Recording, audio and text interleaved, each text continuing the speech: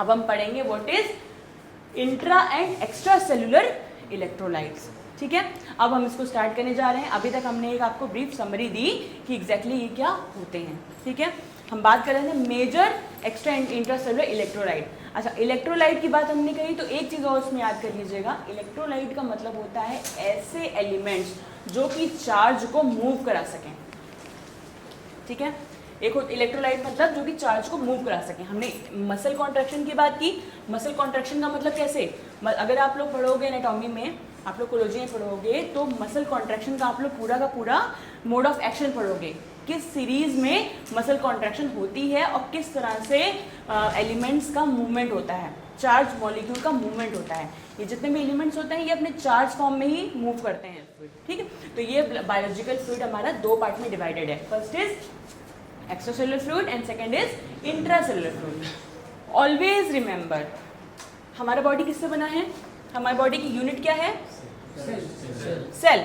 ठीक, cell, unit of cell is tissue, unit of tissue is organ and combination of organ is body, system and body. ठीक है, तो अगर हम इसकी बात करें तो हमारी बॉडी के अगर एक यूनिट फंक्शन हमारा सेल है, सेल में भी कुछ फ्लूइड प्रेजेंट है, that is known as cytoplasm. ठीक है, तो inside of cell that fluid is known as intracellular fluid and outside of cell the fluid present is known as extracellular fluid. याद हो गया, सेल के अंदर की जो फ्लूइड प्रेजेंट है उसको हम कहते हैं इंट्रासेलुलर फ्लूइड, एंड सेल के बाहर जितने भी फ्लूइड, जितनी तरह के फ्लूइड प्रेजेंट है, इंटरस्टिशियल, प्लाज्मा, ये सब एक्स्ट्रासेलुलर फ्लूइड है। ठीक है, तो अगर हम बात करें तो इंट्रासेलुलर फ्लूइड हमारा ऑलमोस्ट 45 to 50% प्रेजेंट होता है। ठीक है, जो कि हमारा बॉडी का ऑलमोस्ट 30 kg वेट के बराबर होता है। ठीक, rest of the fluid is known as extracellular fluid. ठीक, अब इंट्रा एंड एक्स्ट्रासेलुलर फ्लूइड के बीच में जो आयंस का आना जाना लगा हुआ है, जो आयन की चेन बनी हुई है, that is known as ionic balance.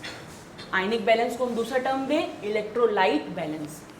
समझ में आ रहा है, हमारा बॉडी स्ट्रक्चर है। ठीक है, एक ह्यूमन बॉडी बना हुआ है यहाँ पे। ठीक, ह्यूमन बॉडी है, ये इनके फ्लूइड कितने कितने में डिवाइडेड है, एक इंट्रासेलुलर एंड एक्स्ट्रासेलुलर। इंट्रासेलुलर हमारा इनसाइड द सेल जो फ्लूइड प्रेजेंट है that is intracellular, and extracellular fluid is rest of the fluid is known as extracellular. ठीक, अब इंट्रा एंड एक्स्ट्रासेलुलर फ्लूइड्स के बीच में जो इन आयंस का लोकोमोशन है, जो इन आयंस का बैलेंस है, that is known as ionic balance as well as electrolyte balance. ठीक, अब ये इलेक्ट्रोलाइट बैलेंस हमारा एक लेवल पे मेंटेन रहे। जैसे याद को हमने एसिड बेस बैलेंस पढ़ा था, है ना, एसिड बहुत ज़्यादा कमी हो, लैक ऑफ एसिड भी नहीं चलेगा, हाइपर एसिडिटी भी नहीं चलेगी, है ना, हाइपोबेसिसिटी भी नहीं चलेगी एंड हाइपर बेसिसिटी भी नहीं चलेगी। उसी तरह से हमारे इन आयंस का एक बैलेंस में होना, जैसे हमारे मसल्स की बात करते हैं, स्मूथ मसल सेल्स की बात करें तो इसमें क्या होता है, अगर मैग्नीशियम का एक आयन बाहर प्रेजेंट है तो पोटेशियम के 2 आयन बाहर होना ज़रूरी है। उसी तरह से अगर हम बैलेंस की बात करते हैं तो इन इलेक्ट्रोलाइट्स का, इन एलिमेंट्स का एक प्रॉपर फंक्शन होना, एक प्रॉपर चेन में बने रहना ज़रूरी होता है। अगर हमारे इंट्रासेलुलर फ्लूइड में आयन की मात्रा ज़्यादा हो गई, नंबर ऑफ आयंस अगर हमारे इंट्रासेलुलर फ्लूइड में ज़्यादा हो गया है तो वो भी हमारे बॉडी के लिए हानिकारक है। जैसे अब एग्जाम्पल में आते हैं, एक एग्जाम्पल हम आपको देते हैं। कोई पेशेंट है, इसका ब्लड प्रेशर बहुत हाई हो गया है, उसके क्या सिम्टम्स होते हैं?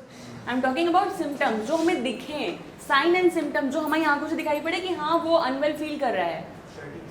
स्वेटिंग, है ना, स्वेटिंग, पसीना आना, बहुत ज़्यादा पसीना आना, और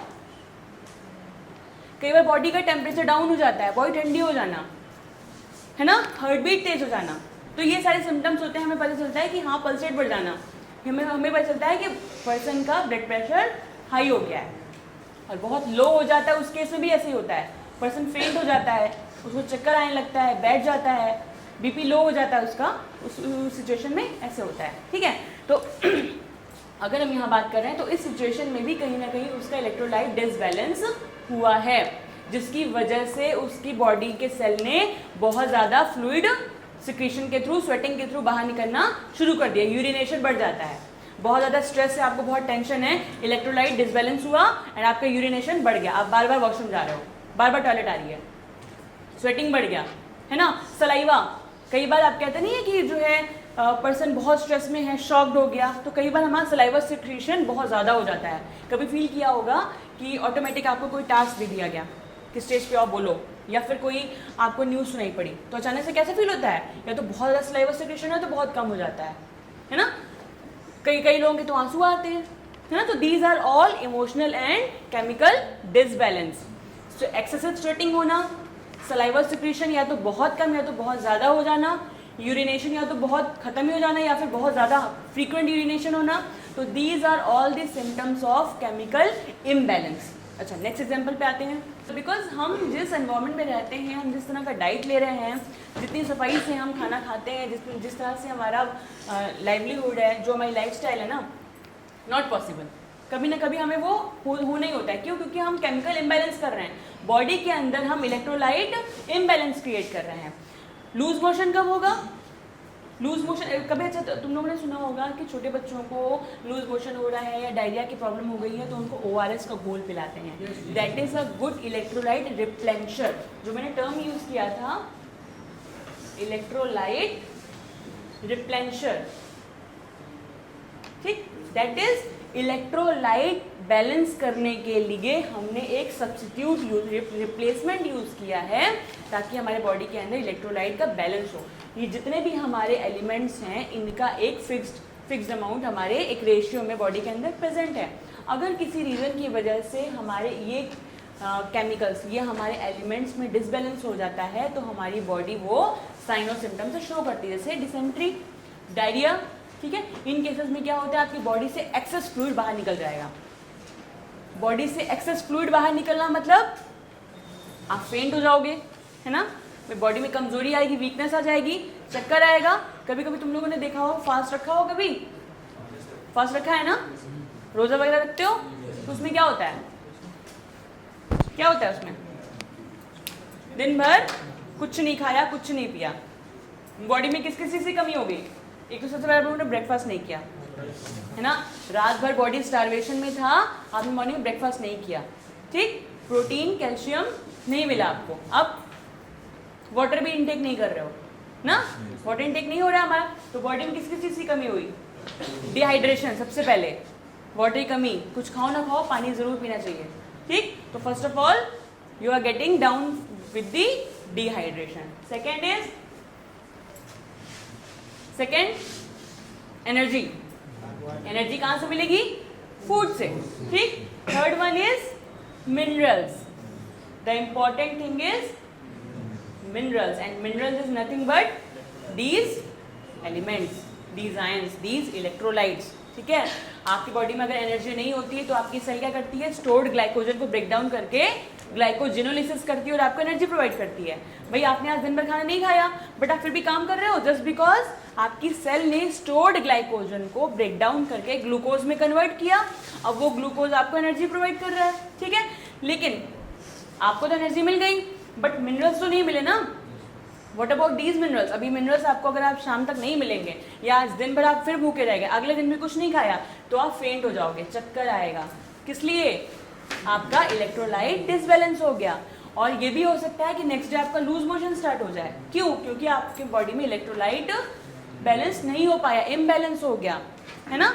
तो जिस सिचुएशन में आपकी बॉडी में इलेक्ट्रोलाइट डिसबैलेंस होगा उस समय आपकी बॉडी उस साइन एंड सिम्टम को शो करना शुरू कर देगी। इन द केस ऑफ या तो तुम्हारा बीपी बहुत लो हो जाएगा, है ना, स्वेटिंग होगी या लूज मोशन होगा। लूज मोशन में क्या होता है, एक्सेस वाटर हमारा सिक्रीट हुआ बॉडी से, और अगर स्टूल के थ्रू आपका एक्सेस वाटर सिक्रीट होना शुरू हो जाए, एक्सेस वाटर आपकी बॉडी से निकलना शुरू हो जाए, उस समय बॉडी को बहुत ही हाईली रिकमेंडेड इलेक्ट्रोलाइट चाहिए होता है, इलेक्ट्रोलाइट रिप्लेंशर चाहिए होता है, जो कि मार्केट में किस नाम से प्रेजेंट है, दैट ORS, है ना।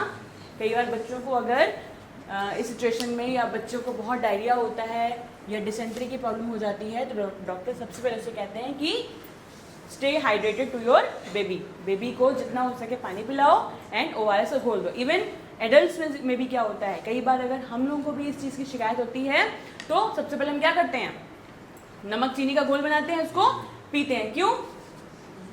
For taking the rich amount of glucose as well as salt, है ना।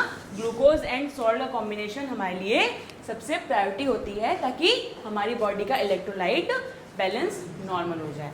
ठीक है, इतना क्लियर हो गया। Intra and extracellular electrolytes, intracellular कौन से होंगे, इनसाइड द सेल, एक्स्ट्रासेल्युलर कौन से होंगे, रेस्ट ऑफ, हाँ जितने भी rest of the intracellular fluid बचे हुए हैं वो हमारे एक्स्ट्रासेल्युलर हो जाएंगे। Participated in the physiological activity, physiological activity like तुम्हारा चलना, तुम्हारा सोचना, है ना। तो हमारा जितना भी हम वर्किंग करते हैं दिन भर में वो सारे फिजियोलॉजिकल एक्शन में पार्टिसिपेट करना। जैसे अगर हमारा मसल, जैसे एग्जांपल की अगर हम बात करें, अगर हमारा मसल कॉन्ट्रैक्शन हो रहा है, ठीक है, ये हमारी स्मूथ मसल सेल्स हैं, ठीक, अगर इनका कॉन्ट्रैक्शन प्रॉपरली नहीं होगा, ठीक है, तो अगर आप बैठे भी रहोगे तो अपने हाथ को आप मूव नहीं करा सकते हो। सेकेंड चीज़, ये तो हमारा वो मसल कॉन्ट्रैक्शन। अगर हम बात करें इनवॉलेंट्री मसल्स की, वॉलेंट्री मसल्स वो जैसे हमने अपनी पलकें झपकाई, अपने हाथों को मूव किया, ठीक है, हम अपने पेट को चाहे तो कम ज़्यादा श्रिंक कर सकते हैं। लेकिन इनवॉलेंट्री मसल्स वो होती हैं जैसे आपकी स्मूथ मसल सेल्स और epithelial cells of your heart. Heart को आप चाहो तो खुद से रोक नहीं सकते। किडनी, यूरिन, है ना, यूरिन का तो हमारा यूरिनरी ब्लैडर जो होता है वो तो चलो ठीक है, वॉलंटरी मसल्स है, आप जाओगे यूरिन करने तो ही होगी। बट कई बार क्या होता है, अगर इनका कॉन्ट्रैक्शन पे आपका कमांड हट गया तो ऑटोमेटिक यूरिन हो जाएगी, आपका कॉन्ट्रैक्शन उससे हट जाएगा, है ना। तो इनवॉलंटरी मसल्स के लिए भी are major physiological ions are most important और उनकी एक्टिविटी बहुत ज़्यादा वैल्यू करती है वहाँ पे। ठीक है, इतना क्लियर हुआ। इलेक्ट्रोलाइट की मीनिंग समझ में आ गई। Electrolyte are those ion who take the charges and participate in the different physiological activity। ठीक, सेकेंड इंट्रा एक्स्ट्रासेल्युलर आयंस, ये क्लियर हो गया।